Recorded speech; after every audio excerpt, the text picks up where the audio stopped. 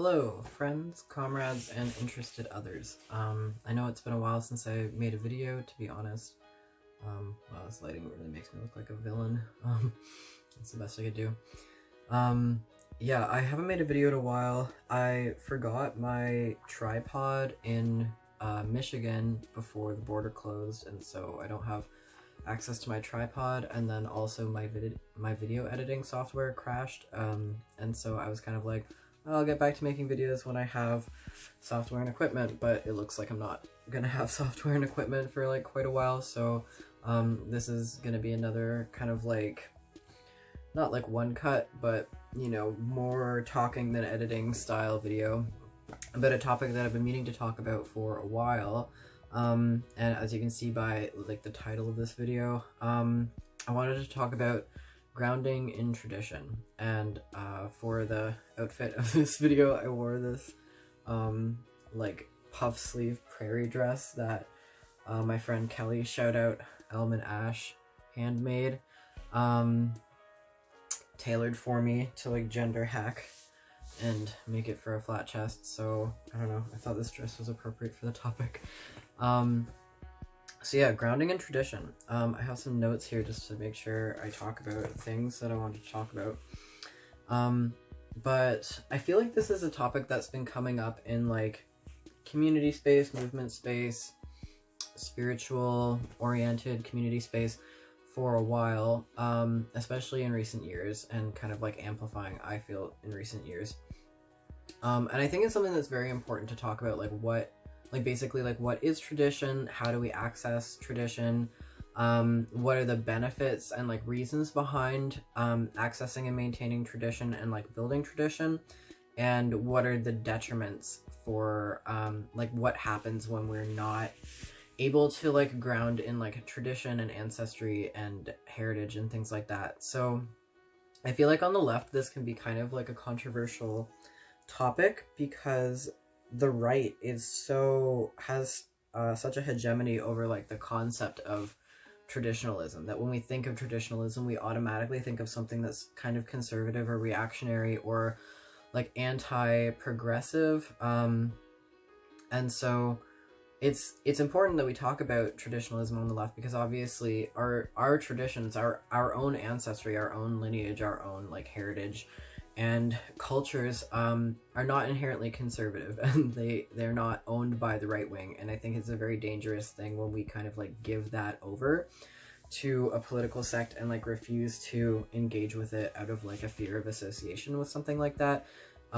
because I mean there is no politically cohesive account of our ancestry or heritage or culture, regardless of where you're coming from. Like my own family history is like very, you know what I mean? There's a lot of people in that who are complex human beings and have led a variety of different lives and had a variety of different opinions and agendas and like ways of moving through the world. So the idea that like as we go back in history our ancestors become more and more conservative is like a very constructed way of viewing that.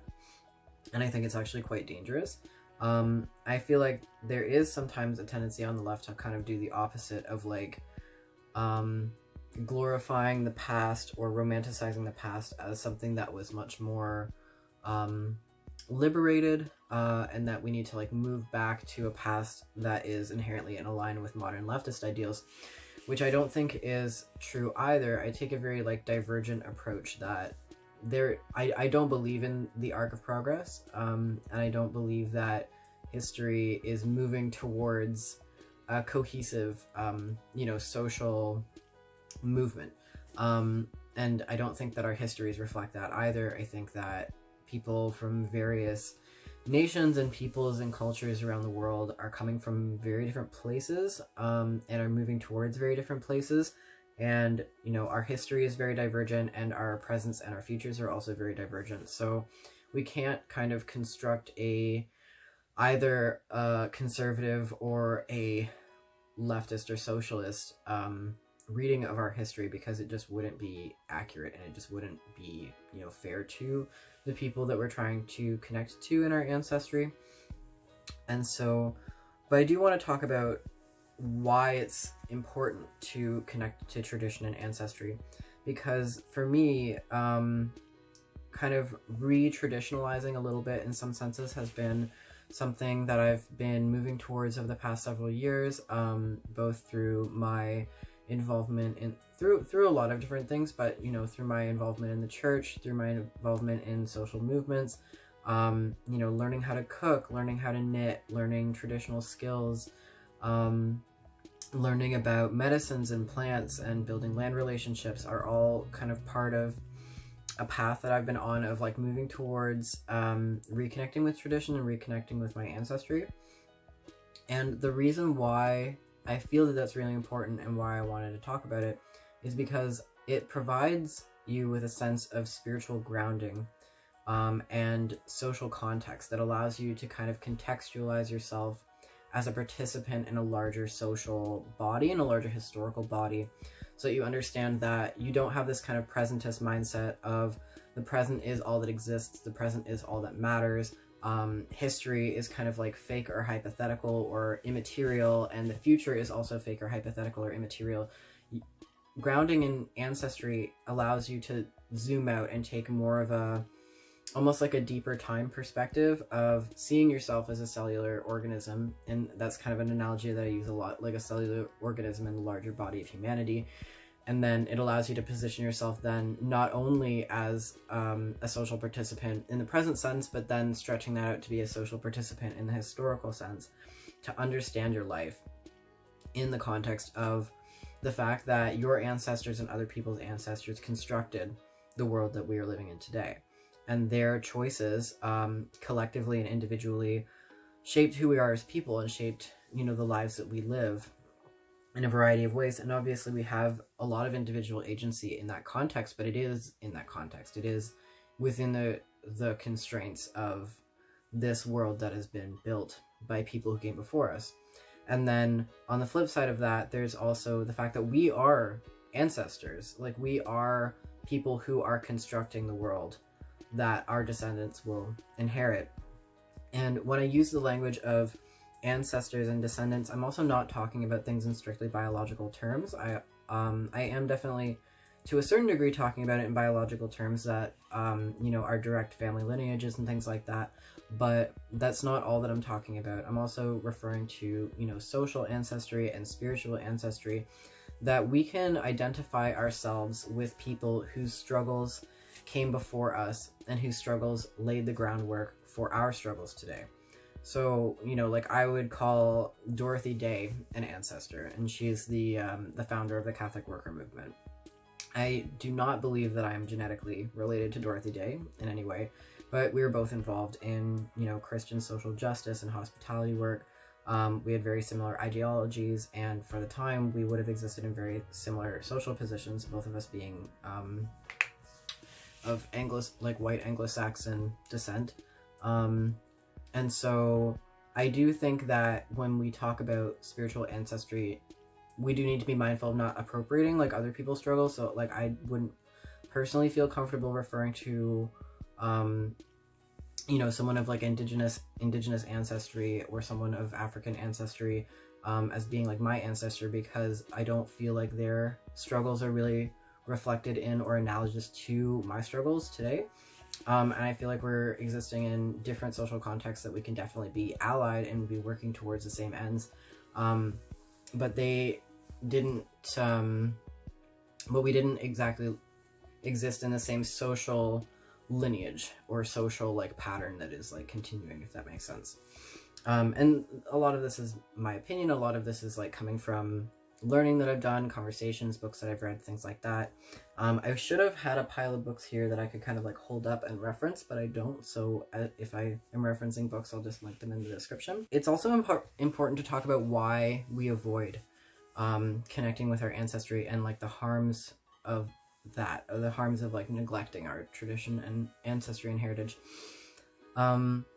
So I think that a lot of, especially white people on the left, like white progressives, are somewhat avoidant of acknowledging or connecting to their own spiritual traditions out of a sense of shame and guilt that, you know, many of our ancestors, myself included, were colonizers or settlers. I mean, we're presently settlers, but you know, many of our ancestors participated in the colonization of Turtle Island. Like, our ancestors might have been slaveholders. Our ancestors might have participated directly in the oppression of other people, or even if our ancestors didn't participate directly, individually in the oppression of other people, they certainly were complacent in it and benefited from it. Regardless if they themselves were, you know, slave owners, they still were able to participate or benefit from the products of slavery and the wealth that was generated by slavery, and similarly, the products of colonization and the wealth that was accumulated through colonization. So all of our ancestors, like, as white people, are implicated in that, are implicated in, you know, the global colonization that happened under the European and American empires, and specifically, like, the atrocities that took place under the colonization of Turtle Island, the colonization of what is presently known as Australia, and the transatlantic slave trade and other colonial projects that happened in Africa and around the world. So whether our European ancestors participated in that directly, they did benefit from it, because the entire European empire and the entire American empire are built on those stolen resources and that stolen wealth. And so knowing that, and really there's no way to deny it, like, the ugliness of that history really is this underlying tenet of our popular knowledge and conception of history. And so there's no way to really avoid that. We can learn more about it for sure, and we can, like, deepen our understanding of, like, what that history looked like. But I feel like even conservatives, or even people who haven't gone out of their way to educate themselves on those things, do have some sort of, like, baseline, like, acknowledgement that atrocities did happen, and that our ancestors were complicit in that in some way. And so when you look back at your lineage and look back at your ancestry and see that, it can be difficult to grapple with, and you can kind of experience this reflexive wanting to distance yourself of, like, that was something that they did and I'm going to do something differently, and so I'm not going to participate in the same religion or religious practices. I'm not going to participate in the same cultural practices. I'm not going to identify myself as someone of English descent or Scottish descent or German descent, and I'm just not going to look back, because it's too ugly and it's too emotionally difficult for me to deal with, to look back and deal with that. And that definitely is a response that is deeply rooted in guilt and shame. And it's important to understand that while guilt and shame are different things, guilt is kind of a reaction that acknowledges responsibility for an action, and then shame is kind of the thing that takes that responsibility and turns it into a personal fixation. But those emotions very much go hand in hand, and in terms of, like, engaging with racial justice and social justice and decolonization, they're not particularly helpful emotions, because they're very kind of, like, self-centered and not focused on improving the relationships or improving the material conditions of the people who've been affected by that. It's more focused on absolving yourself of association or responsibility. And so I think that, you know, when engaging with our traditions and trying to reconnect with our traditions, it's important that we acknowledge that impulse towards, like, guilt and shame, but are able to move that and kind of, like, transmute that from a shame response to a responsibility response.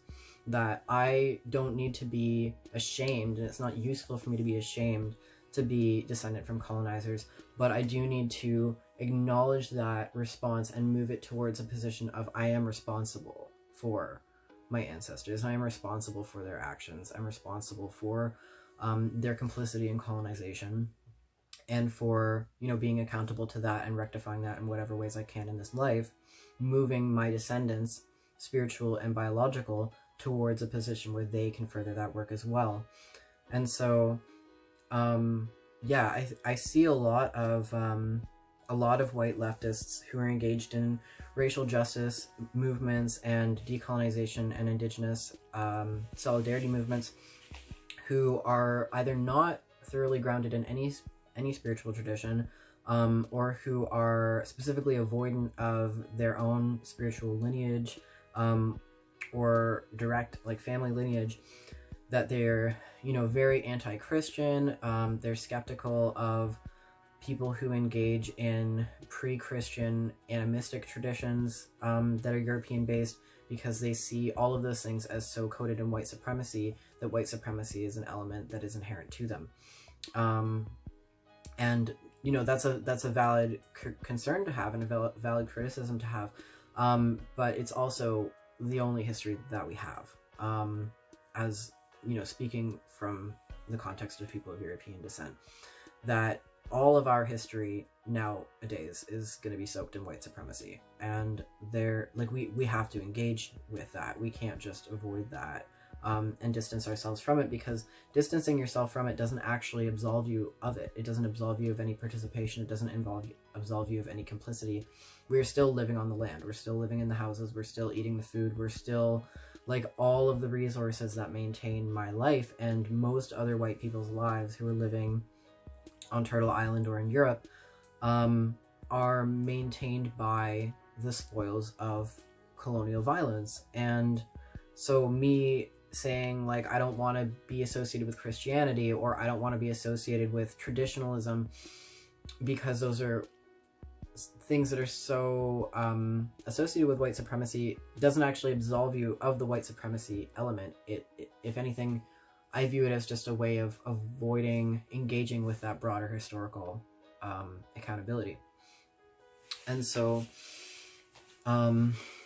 I see so many activists who, are engaged in indigenous solidarity struggles or racial justice struggles, who are not grounded in their own tradition and are very avoidant of it. And I think that the problem, one of the dangers of that, besides not being able to ground yourself in historical context and not having that broader perspective of responsibility to our ancestors and descendants, you also become a spiritual void in some way, or not become a void. I don't want to say it in such an active way, because I don't think that people who are in this position really even understand that is what's happening most of the time. But I think that whiteness is a spiritual void in a lot of ways, because it's something that demands loyalty above actual lineage and actual heritage. It's like this constructed supranationality with no true non-mythologized history of its own, that asks you to be white instead of being Irish, and asks you to be white instead of being French or German or Norwegian or anything. It asks you to be white, which isn't a real thing, which isn't a real story, and which our ancestors going back 1,000 years were not white. We're not within this constructed category of whiteness. They were whatever nationality and whatever culture they were. And so whiteness is this thing that asks us to neglect our ancestors and asks us to neglect our cultures and traditions in favor of this supranationality that is based on nothing but the exploitation of other people. And so most white people, if not all white people, who grow up without kind of some sort of decolonized spiritual grounding and context, which most people don't grow up with that, do have a sort of spiritual emptiness. And that's something that's not an original idea coming from me. That's something that many other people and spiritual thinkers and post-colonial theorists have talked about.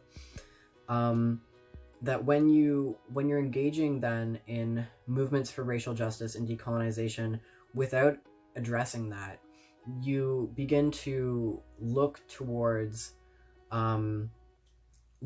indigenous people and look towards people of color and people of other cultures to fill that void for you. And then you see it a lot in white people taking up Eastern traditions that they have no cultural context behind, or engaging in indigenous traditions that are indigenous to Turtle Island before they will engage with their own traditions, because they view that as something that is more pure or more appealing, or doesn't make them confront the actual reality of their lineage and ancestry and culture. And that is very dangerous for a lot of reasons. I mean, indigenous people and people of color have spoken up more than enough about that, about the impact of white people participating in their culture and kind of seeking to fill a spiritual void by embracing the cultures of other people. And the problem with that is that a religion is not just a religion in a way that is separate from culture. Religion is something that is very constructed by the West to basically alienate, and this is one of the books I wanted to reference was Religion and Empire, and so some of these ideas are coming from there, and I will link that book in the description. I forget who it's by. It was a very good book, and it talked about how especially like Buddhism in the West is something that is very constructed, that basically most other like quote-unquote religions in the world were not classified as religions. They were just other ways of living, other worldviews, other cultures and practices that conflicted with Western rationalism and Western secularism. And so secularism and Western rationalism and Enlightenment thinking basically had to take these worldviews and condense and isolate them away from public life to say that this is religion, in order to say that Western secularism and rationalism and Enlightenment thinking is the baseline way for people to exist in public and relate to each other globally, and that they're not like ways of engaging in politics and justice and other like important social practices that are separate from the Western way of doing that. Those things are religion, and they are, you know, privatized and kind of like removed from public life.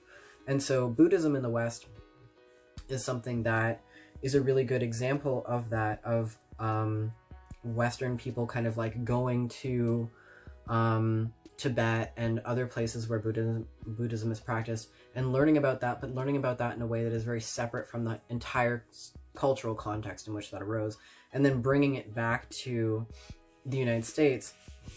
And then you have, you know, Buddhist teachers going from Tibet to the United States to teach that, and then this kind of like whole other strain of Buddhism wound up developing in the United States that then kind of went back to Tibet and the other places that it came from. And you find that Buddhism is something that is often embraced by people of kind of like upper class or like middle upper class mentalities, who, you know, are suffering from this kind of like spiritual emptiness of existing in a highly privileged position with no connection to lineage. And then they turn to these like quote unquote like foreign belief systems and cultures and religions that they feel gives them some sort of like spiritual fulfillment and enlightenment without having to engage with the social or historical context of those things. And so I think that, you know, white people can kind of take that into doing decolonization work where you're not grounded in your own spiritual tradition, and so then you're kind of like participating in the traditions of other people in a way that is kind of inappropriate sometimes, or you're not able to, you know, accept the spiritual boundaries of other people, especially people of like closed cultures or closed religions, because you have this like spiritual hunger that needs to be fulfilled. And I'm not saying that connecting to tradition is easy for anyone, that it's like a simple thing and you just, you know, join a church or join a coven or something, or, you know, figure something out and it's like super easy. But there's no, there is no easy way to do it that is also good, that is also, you know, responsible socially. And so if you think that, you know, getting involved in an Eastern tradition or, you know, an indigenous tradition or African traditions as a white person, you know, feels like a very easy way for you to go about seeking spiritual fulfillment, then, you know, you should kind of engage with why that feels easy to you, because our history is very complicated and our traditions and lineages are very complicated. And I don't think that it's something that should feel easy. And those are, you know, just my thoughts on that. And I don't think, I think about things in very relational terms. So I'm also not trying to say that there is absolutely no circumstances in which people of one culture should engage in the practices of another culture, or that people should not change religions, or that white people specifically should not change religions. I think that it's something that's very, you know, it's very relational. It very much depends on your social context. It depends on a lot of other things, and I'm not trying to make sweeping statements. But I am just trying to speak about my own opinions and observations in social justice spaces that I think that specifically white people, white progressives who are engaged in social justice have a tendency to lean towards Eastern traditions and indigenous traditions before they will lean towards their own. And I think that that is potentially harmful, both for themselves and for the people whose cultures they're pursuing in that way. And so, yeah, that's my thought on that. And then, you know, we need to understand also that, you know, even though I've talked about how many of our, like, as quote unquote white people, many of our lineages are very complicated and very steeped in blood and oppression, that is not all they are. And that there is, you can't just feel so much shame and guilt for the bad things that have been done by our ancestors and people that we share social lineage or social context with, and let that dissuade you, or like paint a broad brush over your entire tradition, your entire ancestry, going back and back thousands and thousands of years. Like the, you know, the obviously monarchy and feudalism was a horrible thing, colonialism was a horrible thing, but even that, like when we think about the fact that there are societies that have histories going back tens of thousands of years, the context in which like slavery and colonialism was happening under the European Empire is not your entire history, and you can go back farther than that, you know.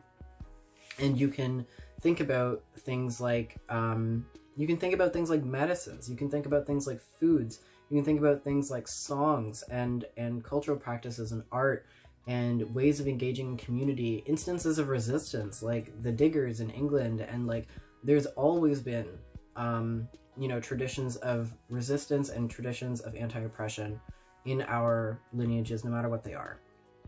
And so while we do have to really, really deeply acknowledge that we inherit the responsibility for the actions of our ancestors, we also can't generalize and act like we just have to take on the responsibility and we also don't benefit from anything, because our ancestry and our traditions have a lot to teach us that will benefit us and make us more healthy and make us more well-rounded people. For example, yeah, like things that I've done that kind of like help me with that grounding and make me feel connected to my ancestry is like learning about traditional foods.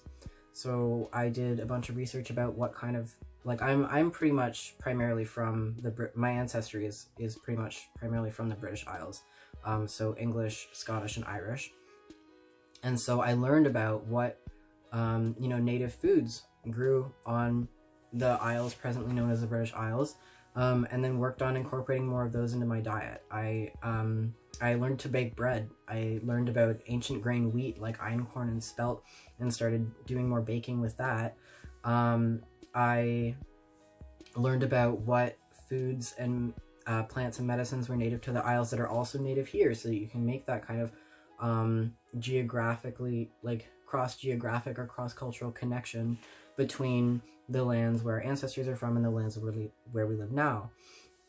Like strawberries, for example, and raspberries and elderberries, cedar, like lots of, you know, they're different variations, but there's a lot of plants and medicines and foods that grow in very different locations around the world. And grounding in and focusing on building relationships with the land where I am now is also a form of ancestral healing and accountability in that way. That, you know, because we are participating, we are, you know, ancestors in the making ourselves, as like Layla F. Saad would say it. And her podcast, the Good Ancestor podcast, I believe it's called, I'll link it in the description, has also been a really good resource for me in like coming to this mindset and understanding.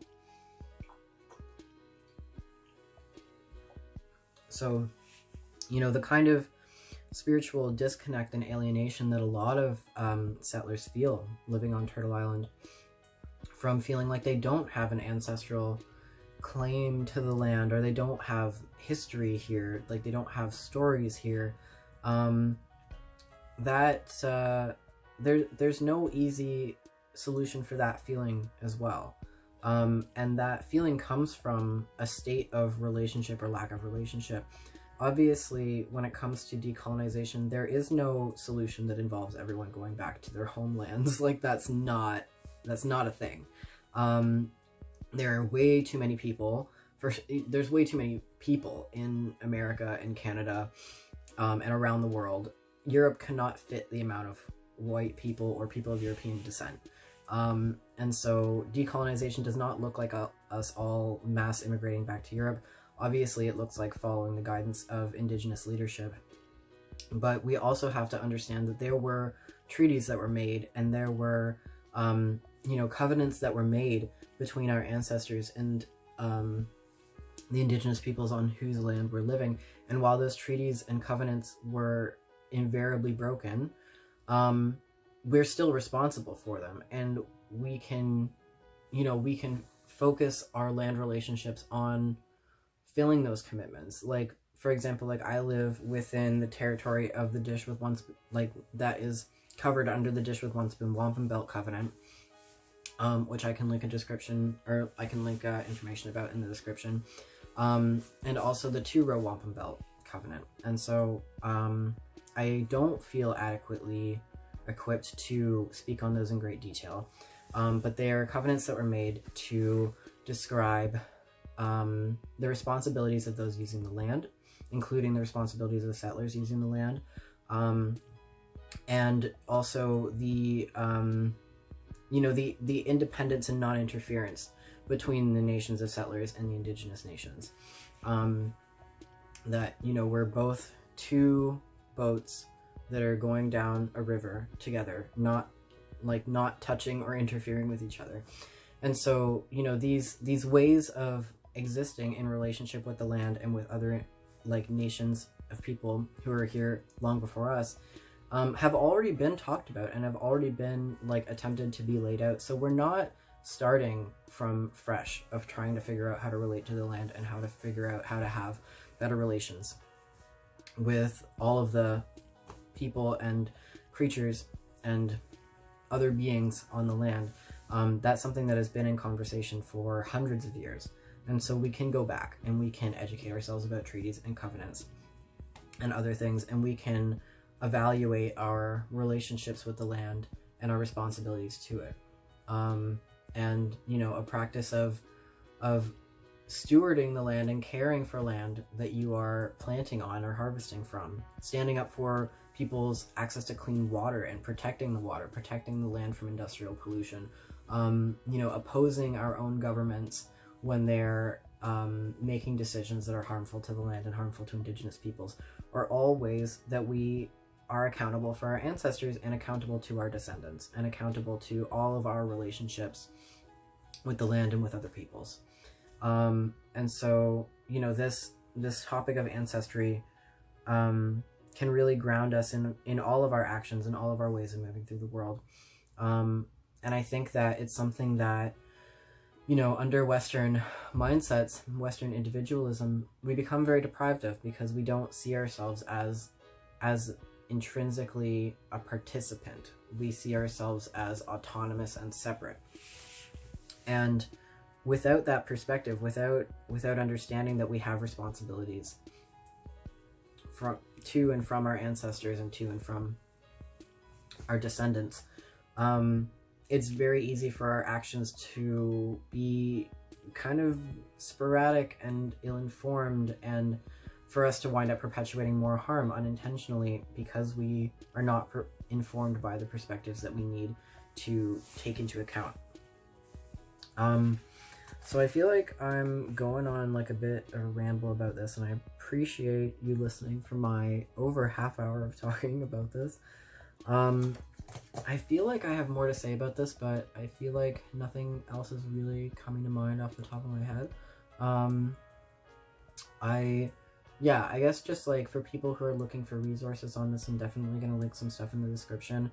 Books to read: Religion and Empire, really important. I always recommend Settlers by Sakai, because that talks a lot about how the white working class has kind of constructed a narrative for themselves that is not actually accurate of how we came to exist on this land. What was the other one? Columbus and Other Cannibals is a really, really good book, talking about the kind of spiritual ailment of oppression and colonization and how that spreads, and the alienation and things like that that are involved in that. And if I think of anything else off the top of my head, I will put that in the description as well. But yeah, let me know what you thought about this video. I know it's like a little bit of a heavy topic, or quite a bit of a heavy topic. If you have any questions, comments, concerns, if you'd like to have a conversation, as always, my comment section is open. I'll also include a link to my blog where I've been posting, essays and poetry and other things that I don't post here. I also just wanted to give a shout out, or like a little promotion thing, that I've been doing trans allyship workshops once a month online since the whole COVID thing kicked off. And my next one is coming up on Thursday, May 14th at 7 p.m. So if anybody is looking to participate in getting some trans allyship knowledge and training, or recommending that to your family, friends, loved ones, coworkers, that is open, and I'll put a link to the description. The pricing is sliding scale, and there's also a couple free spots for parents and guardians of trans and gender variant youth. Was there anything else I had to say? I have a Patreon, and I'm kind of financially struggling a bit in quarantine, and so I would appreciate if you like my videos and want me to make more videos, and you have a couple bucks to spare if you want to donate to my Patreon, or I can put a PayPal link there as well. Anyway, I hope that everybody is, doing as best as can possibly be expected under the circumstances. I know that it's a wild, wild time that we are living through right now, and I hope that everybody is staying grounded in the best ways that they can. So, take care, and I'll see you next time. Peace out.